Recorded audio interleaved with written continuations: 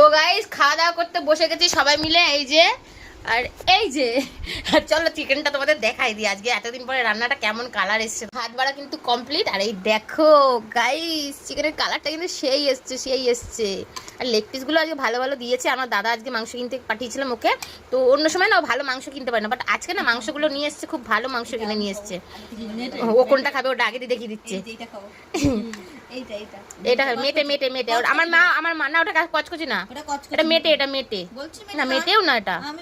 আচ্ছা খা তুই। তো এই দেখো আমরা খেতে বসে পড়ে, আর তোমরা যারা যারা খাবে তাড়াতাড়ি করে চলে আসো, ঠিক আছে? মেয়েটা আমাকে দেবে না, মেয়েটা মনে আমার মা মেটে খেতে ভালোবাসে।